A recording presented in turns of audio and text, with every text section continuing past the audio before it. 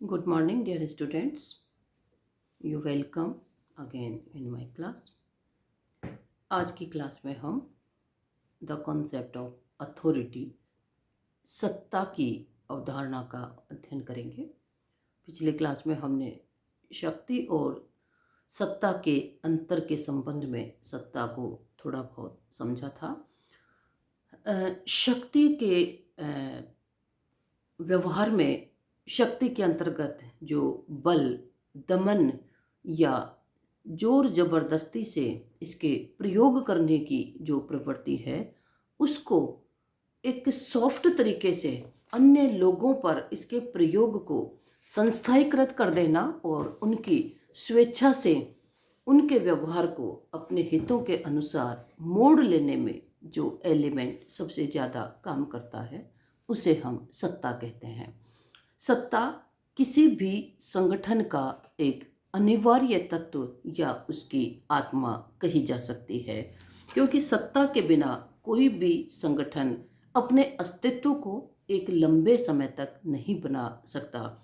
Power के आधार पर किसी चीज को हासिल किया जा सकता है, लेकिन उसे लंबे समय तक बनाए रखने के लिए उसमें सत्ता का तत्व अनिवार्य और आवश्यक समझा जाता है, क्योंकि संगठन के लिए निर्णय लेने की जो क्षमता है और किसी भी संगठन को मजबूती प्रदान करने का काम सत्ता ही करती है।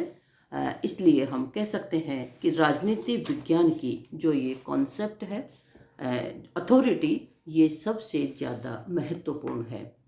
सत्ता में एक कानून का तत्व निहित है। सत्ता का जो स्रोत है वो चाहे संविधान से मिले या जनता से मिले, लेकिन उसका एक ऐसा निश्चित स्रोत है जो अपने प्रभावितों को प्रभावित करने में किसी भी प्रकार की दमन जैसी चीज को एक्सेप्ट नहीं करता, और सत्ता को स्वयं में जनता एक्सेप्ट करती है।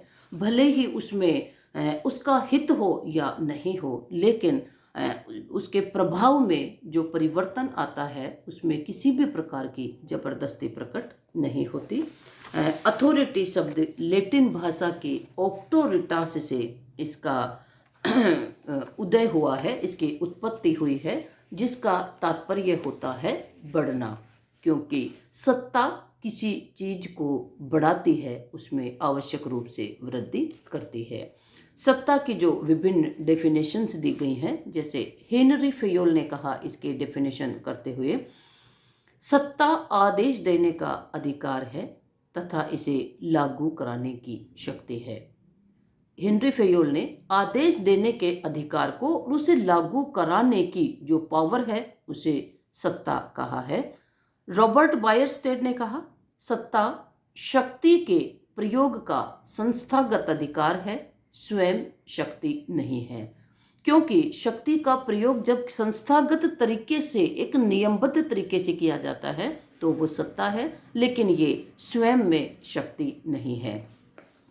इसी तरह बीच ने कहा, अन्यों के कार्य निष्पादन को प्रभावित या निर्देशित करने के औचित्यपूर्ण अधिकार को सत्ता कहते हैं।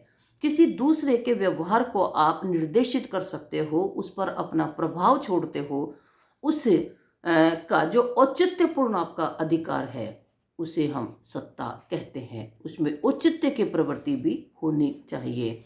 हर्बर्ट ए साइमन ने जैसे कहा, सत्ता निर्णय लेने की ऐसी शक्ति है जो दूसरों के कार्यों का निर्देशन करती है। यह दो शक्तियों उच्चस्थ और अधीनस्थ के बीच संबंध है।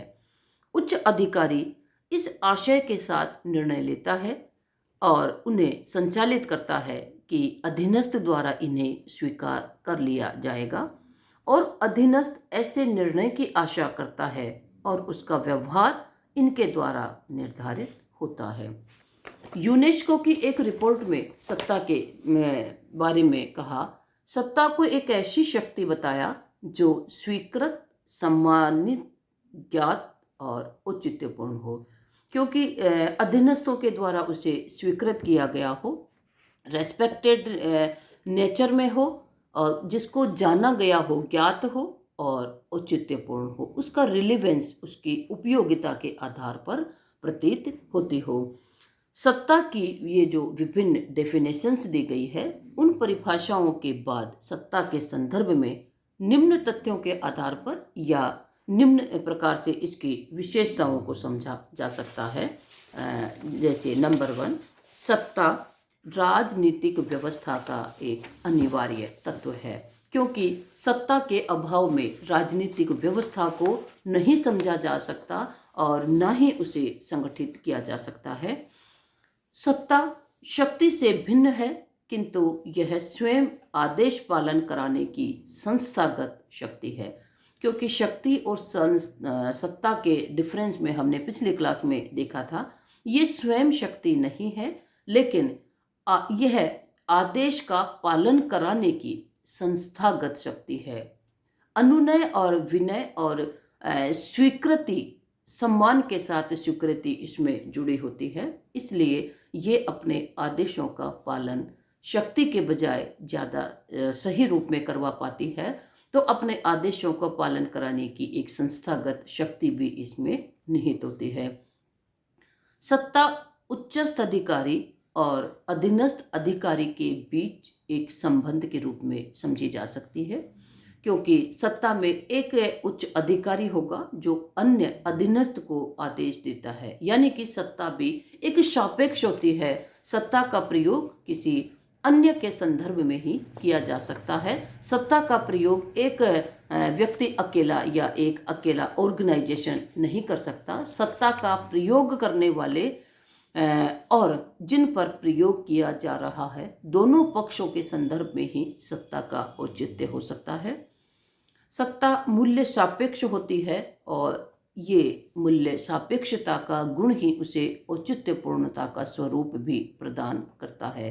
क्योंकि किसी भी राष्ट्र के, किसी भी संस्था के, जिस प्रकार से व्यक्ति के व्यक्तिगत मूल्य हैं, संस्थाओं के भी मूल्य होते हैं, राष्ट्र के भी राष्ट्रीय मूल्य होते हैं, तो सत्ता का प्रयोग करने वाले लोगों को इन मूल्यों के अनुसार अपना आचरण रखना होगा। वो इन मूल्यों को अपने कृतित्व में, अपने जो संस्था के कार्यों के क्रियान्वयन में उन्हें अवॉइड नहीं कर सकते। तो सत्ता को मूल्य निरपेक्ष नहीं माना जा सकता, ये मूल्यों के सापेक्ष होती है। औचित्यपूर्णता का गुण इसमें होने के कारण सत्ता का आधार स्वीकृति और सहमति बन जाता है, क्योंकि सत्ता के प्रयोग में जोर जबरदस्ती वाली चीज नहीं होती। इसमें स्वीकृति वाला तत्व, जिन पर इनका प्रयोग किया जाता है, जैसे सत्तारूढ़ सरकार आम जनता से किसी आदेश का पालन कराती है, तो जनता उसे बाध्यकारी नहीं समझती, बल्कि उसे अपनी स्वेच्छा से समाज के हित में मानते हुए उसका पालन करती है। सत्ता में उपरोक्त गुणों के कारण, जो ये विभिन्न गुण है, औचित्यपूर्णता का गुण हो या आदेश की संस्थागत शक्ति हो, इसके आधार पर इसमें एक प्रभाव भी होता है। सत्ता प्रभाव के कारण ही अपने अधीनस्थों पर अपने आदेश को पालन कराने की क्षमता रखती है। सत्ता शक्ति और बल से भिन्न होती है। वस्तुतः सत्ता द्वारा इसका नियंत्रण व नियमन किया जाता है। फिर हम देखते हैं सत्ता के स्रोत और इसके आधार क्या है।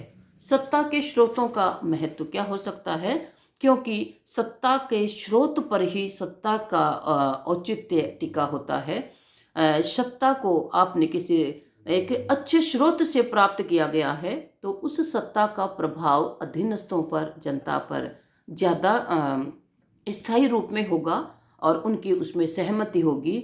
स्रोत के आधार पर ही उसकी औचित्यपूर्णता प्रकट होगी कि वो अन्यों के लिए, अधीनस्थों के लिए उपयोगी है या नहीं है।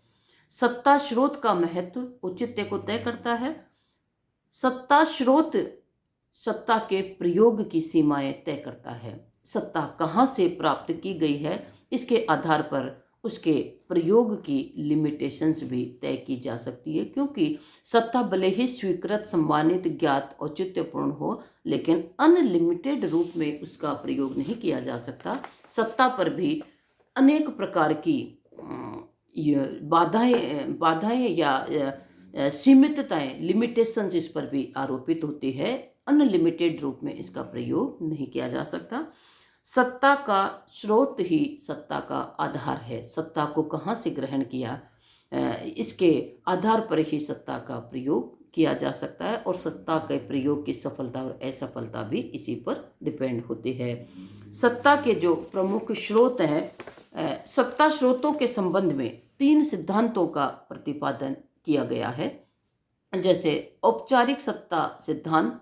औपचारिक सत्ता सिद्धांत के आधार पर सत्ता का स्रोत संविधान को माना जाता है। सहमति का सिद्धांत। सहमति के सिद्धांत में सत्ता का स्रोत जिन पर सत्ता का प्रयोग किया जाता है, अर्थात जो अधीनस्थ हैं, अधीनस्थों को इसका स्रोत माना जाता है। और सक्षमता का सिद्धांत, सत्ता स्रोत का तीसरा सिद्धांत सक्षमता का सिद्धांत है। ये सत्ता का प्रयोग करने वालों की योग्यता और उनकी क्षमता को इसका स्रोत मानता है। तो औपचारिक सत्ता सिद्धांत के आधार पर संविधान सत्ता का स्रोत है। सहमति के आधार पर जिन पर इनका प्रयोग किया जाता है, जैसे जनता या आम समुदाय, इसका स्रोत है। और सक्षमता का जो सिद्धांत है उसके आधार पर सत्ता का प्रयोग करने वालों के आचरण में जो योग्यता है उसका, वो इनका स्रोत है। सत्ता के जो प्रमुख स्रोत हैं उनको हम इस प्रकार समझ सकते हैं। औचित्यपूर्णता। सत्ता का प्रयोग जिनके द्वारा किया जाता है उनके व्यक्तित्व और उनके कृतित्व के द्वारा इस तरह का आचरण हो कि जिन पर इनका प्रयोग किया जाता है, अर्थात अधीनस्थों के द्वारा ये समझा जाए कि ये सत्ता का प्रयोग उनके लिए महत्वपूर्ण या उपयोगी है। सत्ता का प्रयोग उनके हितों से जुड़ा हुआ है, उनके लिए उसका औचित्य है। औचित्यपूर्णता के अभाव में सत्ता का प्रयोग नहीं किया जा सकता। अधीनस्थों की प्रकृति। सत्ता का स्रोत अधीनस्थों की प्रकृति पर निर्भर करता है, क्योंकि अधीनस्थों की सहमति सत्ता के लिए जरूरी है। यदि अधीनस्थों का व्यवहार वो सत्ता के प्रयोग को स्वीकृत कर लेते हैं, उसे सम्मान देते हैं, तो वो उनके आचरण पर ही ये निर्भर करता है। अधीनस्थों की प्रकृति यदि अच्छी है, वो सुलझे हुए जन समुदाय है, तो वो सत्ता का प्रयोग उन पर उनकी स्वेच्छा से किया जा सकता है। पर्यावरण का दबाव। सत्ता का प्रयोग, जैसे एक राष्ट्र की सरकार के द्वारा सत्ता का जिस तरह प्रयोग किया जाता है, लेकिन उस समय संपूर्ण विश्व में किस प्रकार का एक परिवेश चल रहा है, एक राष्ट्र के अंदर का एक आंतरिक पर्यावरण होता है जिसमें राष्ट्र के ही विभिन्न जन समुदाय और उनके बीच रिएक्शंस की जो प्रवृत्ति है, उसके साथ उसको हम इंटरनल एटमॉस्फेयर कहते हैं किसी कंट्री का। इसी तरह से जो एक बाहर का, राष्ट्र की सीमाओं से बाहर संपूर्ण विश्व का जो परिवेश है, उसका जो पर्यावरण है, उसका भी दबाव किसी राष्ट्र की सत्ता के प्रयोग पर हमेशा बना रहता है। विभिन्न दंड विधान भी सत्ता के स्रोत समझे जाते हैं। संविधान इसका सबसे महत्वपूर्ण स्रोत है। प्रत्यायोजित अधिकार। जब सत्ता का प्रयोग करने वाला अपने पावर को किसी अन्य को सौंप देता है तो प्रत्यायोजित इसका स्रोत हो जाता है। जनमत के आधार पर, जनता की इच्छा के आधार पर किसी को सत्ता यदि दी गई है, वो जनमत इसका स्रोत होगा। सत्ताधारी की विशेषज्ञता, कार्य कुशलता के आधार पर, जो कि हम ये मानते हैं करिश्माई जो व्यक्तित्व है, उसके आधार पर अधीनस्थ किसी व्यक्ति के आदेशों का पालन अपने हित में समझने लग जाते हैं, उसे वो अपनी स्वेच्छा से सत्ता के प्रयोग का अधिकार दे देते हैं। तो इस तरह से सत्ता के जो स्रोत हैं विभिन्न प्रकार से समझे जा सकते हैं। सत्ता के स्रोत पर ही सत्ता का प्रयोग और उसकी सफलता निर्भर करती है। यदि जनमत पर आधारित सत्ता है, जनमत उसे स्वीकार नहीं करे, तो सत्ता का प्रयोग नहीं किया जा सकता।